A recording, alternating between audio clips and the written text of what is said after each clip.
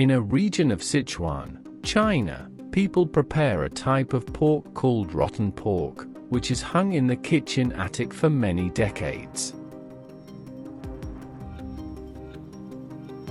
Pork is one of the most common foods in Chinese cuisine.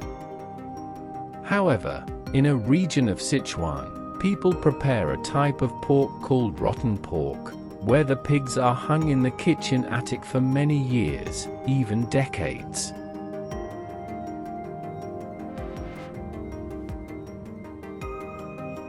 This type of pork is made by the Zhaba people, Tibetans living in the highlands of southwestern Sichuan Province, China. Many people wonder how rotten pork can be edible after hanging over the kitchen stove for many decades. However, this type of pork can indeed be eaten, and it is even sold at sky-high prices. A pig hung for 30 years can be sold for 500,000 renminbi, equivalent to about $70,000.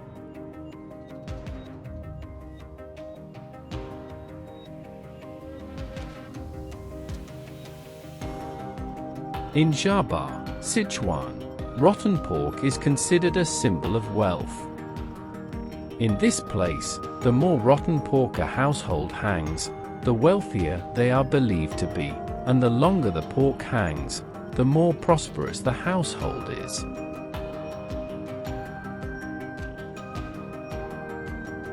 If you visit this area and are served rotten pork by the locals, you are considered a highly respected and cherished guest.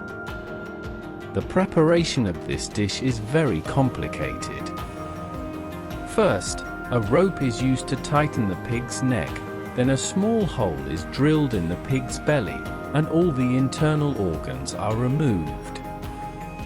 Barley and oats are added to the pig's belly and then roasted over the stove smoke.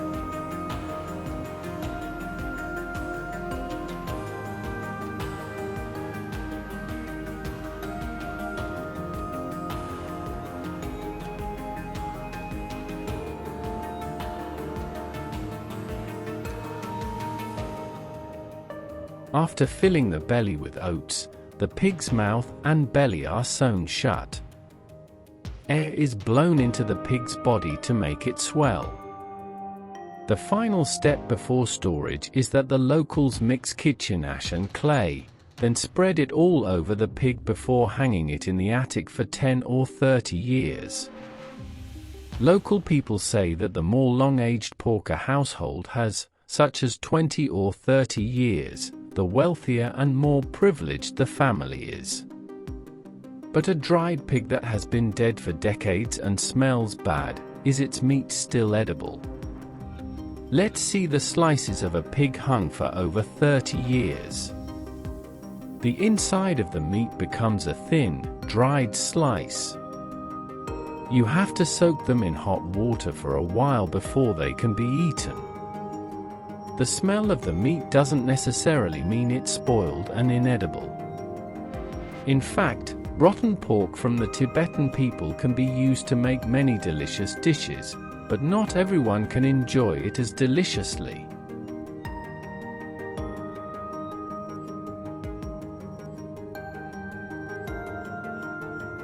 Rotten pork is a dish originating from China and is sometimes considered a symbol of exotic cuisine.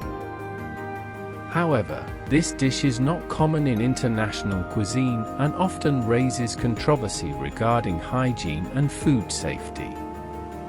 Here is some information about rotten pork. Origin and history. Rotten pork, also known as a fermented pork or rotten pork, is believed to originate from Guangdong, China.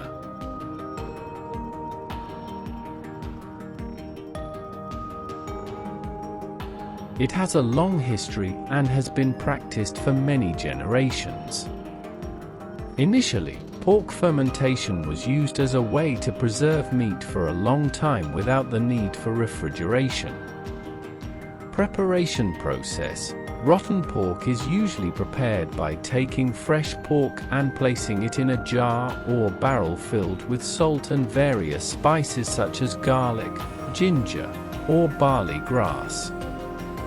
Then, the pork is tightly sealed and left to ferment for a period of several weeks to a few months.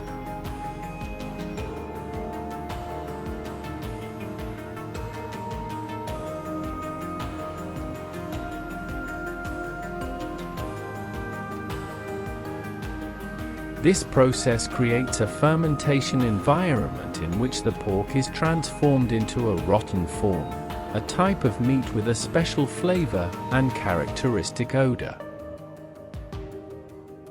Taste and palate. Despite the strong odor from the fermentation process, rotten pork actually has a distinctive and complex flavor. It is often described as having a rich, slightly sweet and sour taste with a mild bitter aftertaste. Some people enjoy this dish for its unique flavor, while others may find the smell unpleasant. Food safety and hygiene issues. Although rotten pork is part of the culinary culture in some regions, it raises concerns about hygiene and food safety. This preparation process creates a moist and fermenting environment where bacteria can thrive, posing risks of contamination and health issues.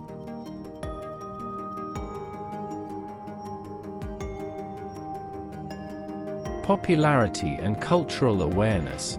Rotten pork is not widely popular in international cuisine and is often only found in certain specific regions, mainly in China and some other Asian countries. It is often considered part of the local culinary culture and is usually practiced during special occasions or traditional festivals.